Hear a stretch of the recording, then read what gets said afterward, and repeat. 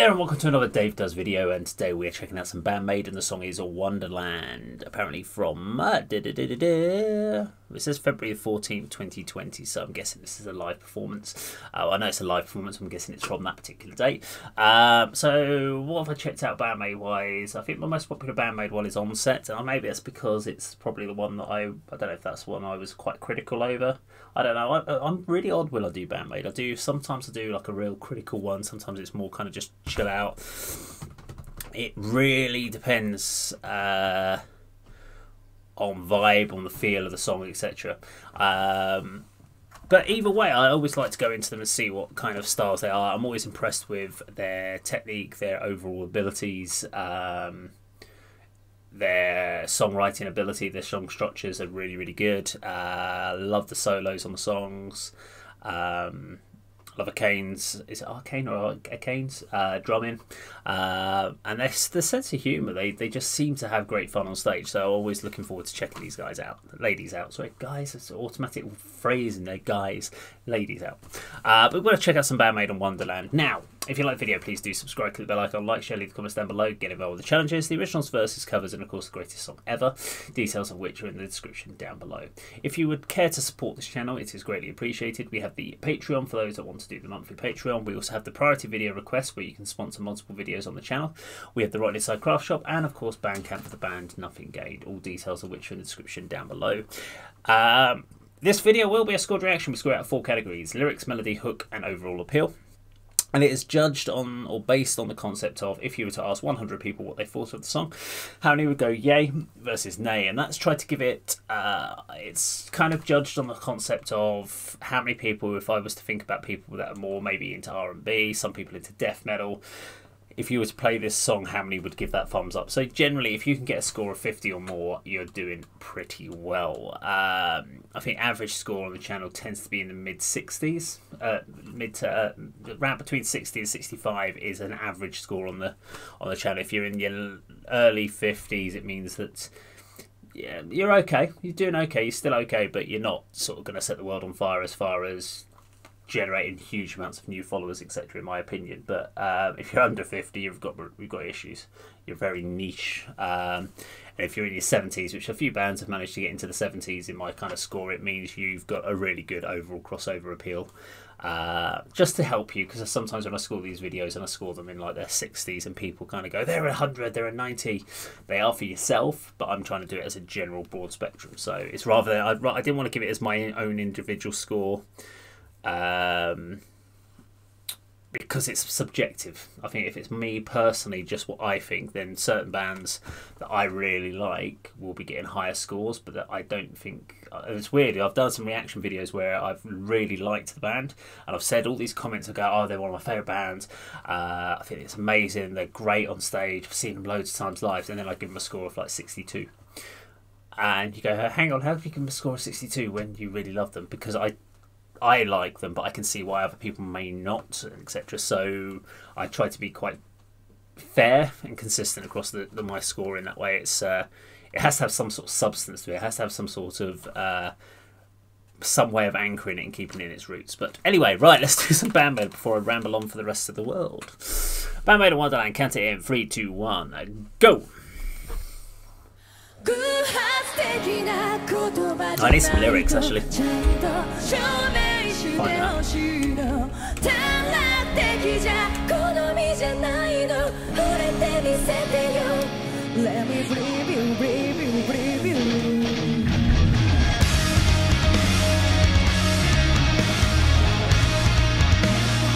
the lyrics on this screen.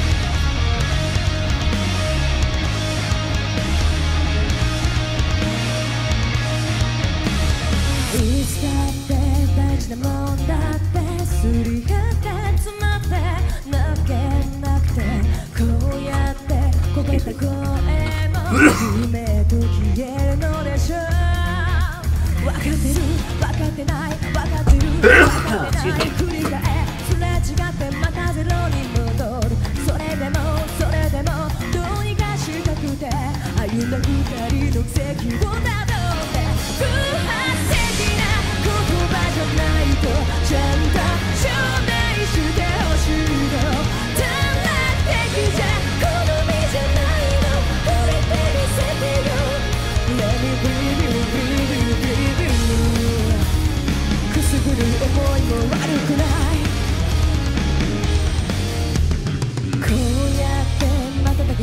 間が重なって積もって焦ってくけど一度でもあの日のことを忘れはしないでしょうそうじゃないああじゃない願っても叶わない色を増して強くなってく感情愛しくてどうすればいいなんて思うなんて言えなかったの必然的な出会いじゃなくても他じゃ心揺らされないの悲しい歌は聴きたくないよ私の You can trust me, trust me, trust me このまま遠くへ空が落ちるまで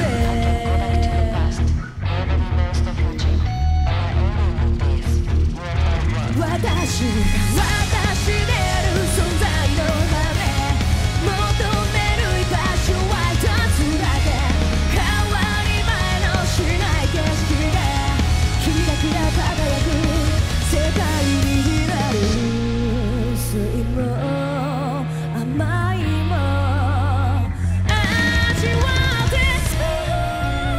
冷めないままで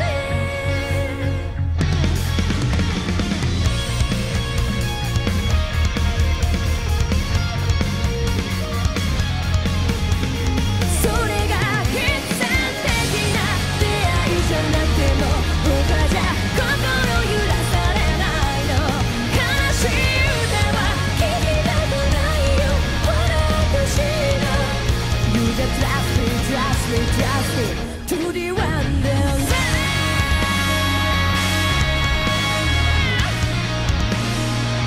いつまででも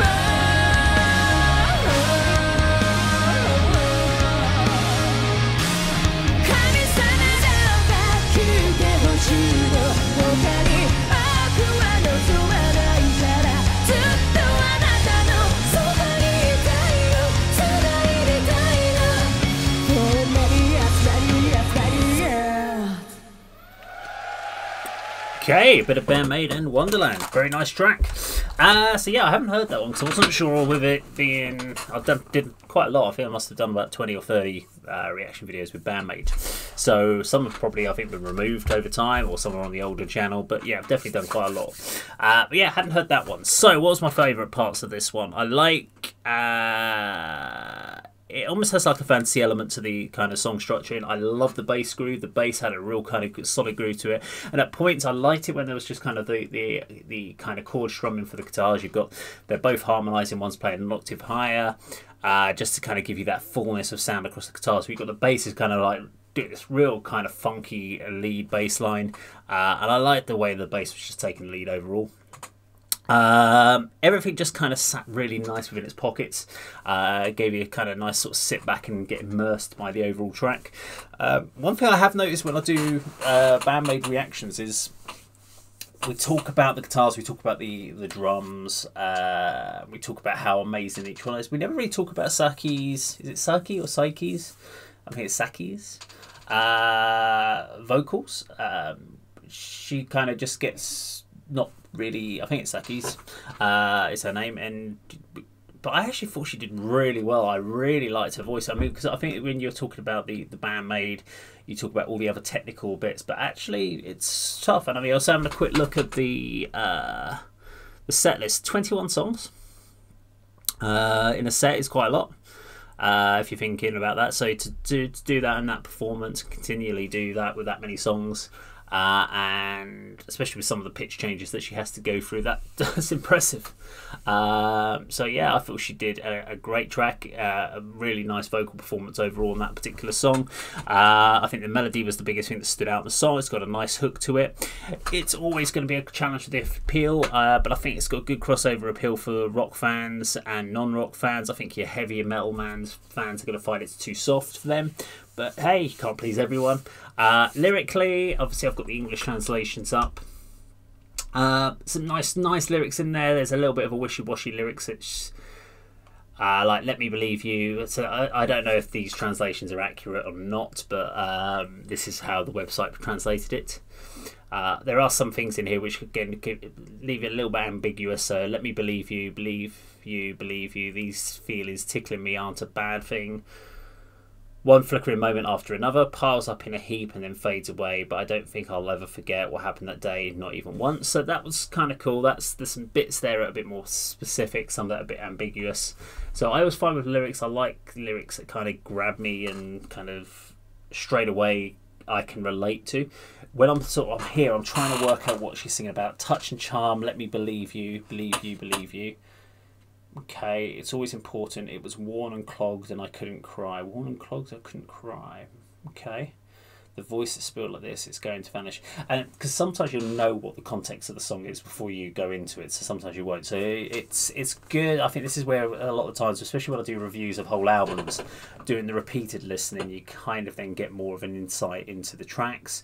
The track grows on you, and I've done that with a few albums where we've done reviews, like when we did The Warning and we did all the songs off The Warning. That eventually grew on me in a lot bigger way than it did when I did the first reaction. So and you got more of a context, you understood the song more, and you appreciate the song more the more you listen to it.